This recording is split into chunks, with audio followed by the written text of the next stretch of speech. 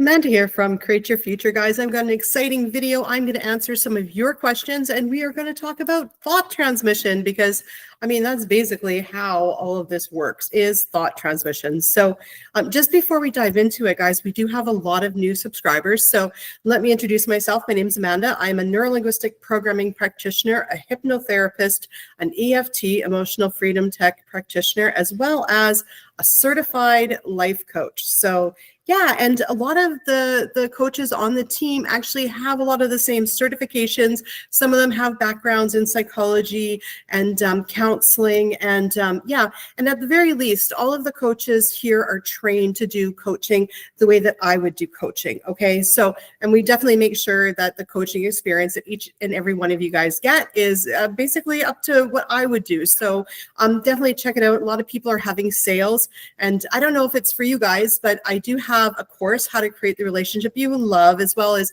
affirmation tracks on how to get your ex back, as well as to manifest money, in addition to how to get rid of a third party. So those ones are really great because when you pair them with the course, it will really help to like fast track your movement, because the course is going to help you build a mantra for your particular situation. You know, myself, okay, when I wanted to move in with Andrew, I asked him, and he said no, it was a Sunday. I remember it correctly, like it was yesterday. Anyway, and then I created a mantra from that little like relationship talk we had. And 5 days later, he asked me to move in with him. So a mantra will really fast track it, because when your thoughts are out of control, you whip out that mantra, boom, you're getting results done, because you don't even need to think. It's like a no-brainer, right? So, and your mantra is going to be built from all of your biggest complaints, which are going to make them even more powerful, guys, okay? Because, you know, your thoughts is what creates your reality, right? Like that's 100%. We're layers of onions, right? You know, we take off that layer, we've got this thought, that thought, this thought. And as we dig through them, and eventually, you know, we get through enough of them that we break through and we make some, you know, manifestations, we get some results in our life, right? So, you know, I mean, definitely check that out. We also have a free course that's going to help you to identify your blocks to manifest anything.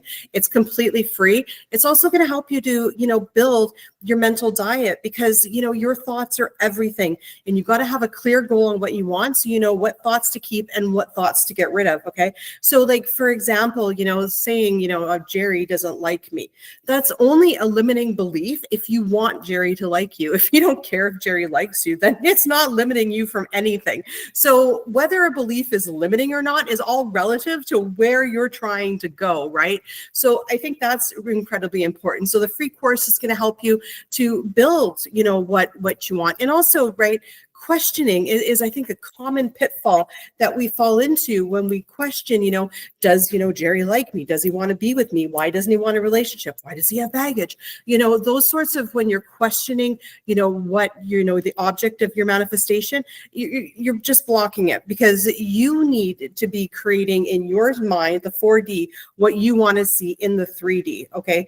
And questioning why something isn't happening, or why they don't want to be with you, or why they're not calling you back, isn't a good mental diet. So that course is going to help you in case you're falling into any of those pitfalls, right? It'll basically be like 20 minutes of you focusing on what you want, which is amazing. The more thought and energy you put towards what you want, the faster it's going to happen. This is already like a mini video in itself in this intro. So, you know, the thing is, right, you know, we remember way back when I did coaching, you know, people would say, oh, you know, a mental diet is so hard, it's so tiring. It's like, no, you know what? You're thinking and worrying like a lot of the time. That's what's tiring. You need to let that go. That needs to go. You don't need to worry. Each and every one of you guys are perfect, whole, and complete, okay? And everything that you desire, it's done. You just need to get into that mindset, that state of mind that it's done, and stop yourself from worrying. Your only job is to enjoy every single moment of your day without worry. You don't need to worry. You can let that go. You won't be so tired if we're not worrying, right? So mental diet is easy, especially when you catch yourself worrying and you start flipping those thoughts in that moment. You're going to find that it's going to be a lot more refreshing. It's actually energizing to think positive. It's tiring to worry, okay?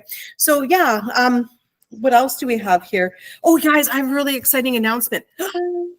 We have our Facebook group for success stories. I love success stories because, you know what?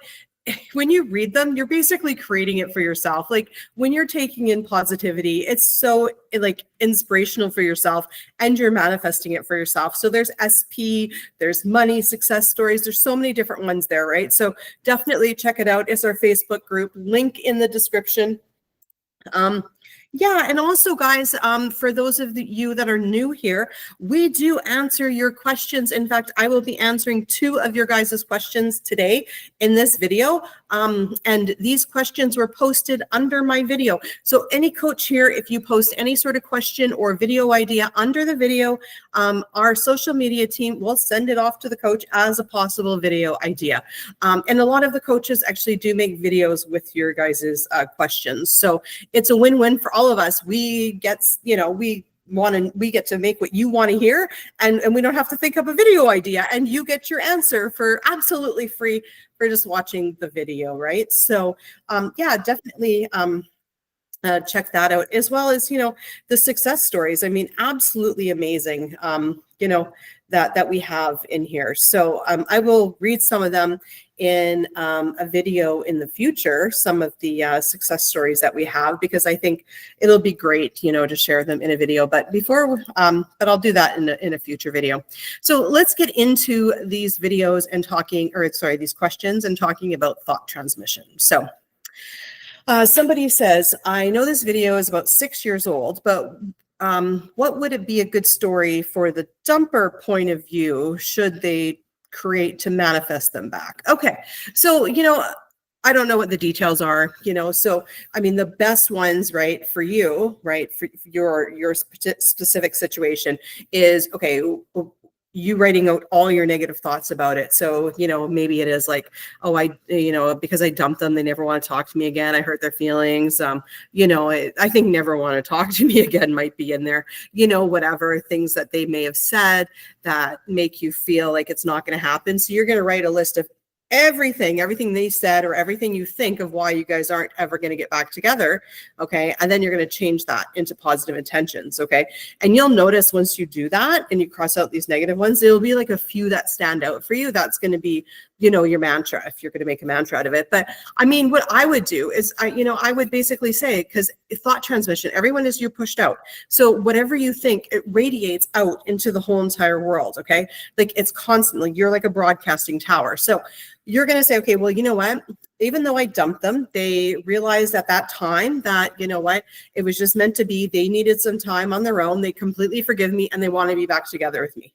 So whatever you want the story to be. So that's what I would do, would revise it as well. That, you could even say that they manifested the breakup, and they take full responsibility for it. And then now that you're back, they actually manifested you back. You can say that, and then they'll say, oh, I manifested you, right? You can play this any way that you want, but I mean, basically you want to revise whatever thoughts you're having about them not wanting to be with you. So it's funny. I remember there was this one guy, okay, and we sort of had a thing, and then he treated me kind of disrespectfully one time I saw him. So I said, no, I never want to talk to you again, like never, okay? So that was fine. So then all of a sudden I was like, testing the law, which so I was like, okay, well, I intend that this guy messages me. He's going to text message me. We're going to start talking again. And I did that for a couple of months and no message. So finally I reached out to him because I was like, no, you know what? He wants to talk to me. He does like me. He's always liked me. Of course, he wants to talk to me. So I texted him, and all of a sudden he replies back. He's like, oh my God, I'm so glad to hear from you. I really missed you. And he was like, I've been wanting to text you, but he's like, I was respecting your wishes that you never wanted to talk to me again. I was like, oh my God, right? So I also had a story that he was very loyal and respected my wishes, right? So, you've got to revise your whole entire story. Had I, changed the part of the story where it was like, well, he even though I told him never talk to me again, and he always respects my wishes, he's gonna like break it this time just because he absolutely has to. So I didn't change the entire story. So really getting all of the details out is important, okay? And getting them on paper is really good, because then you can see what's there, and keep writing until you start repeating yourself. Like really do a brain dump, okay?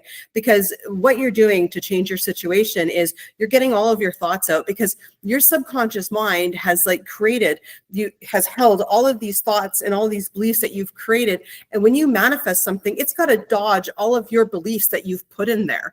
Okay, it's got to work around it. It's got to basically somehow manifest what you want, at the same time honoring all your previous thoughts and beliefs, whether you want those thoughts and beliefs or not.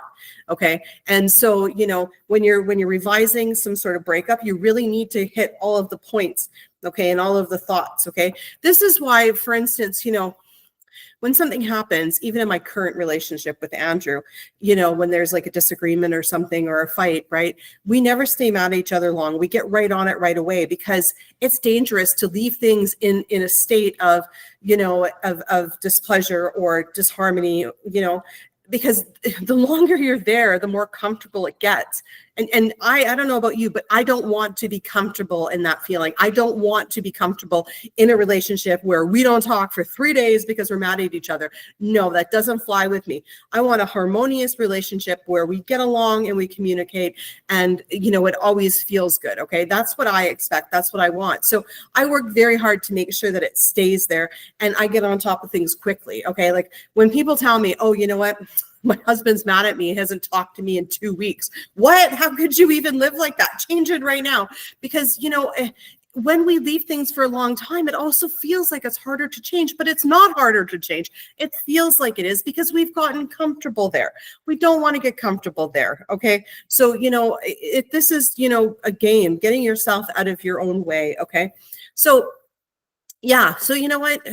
Change your story, whatever your story is. Okay. So you know what, even though I dumped them, they're more than happy to get back together with me. They worship the ground I walk on. They absolutely love me, and they're going to completely forgive me.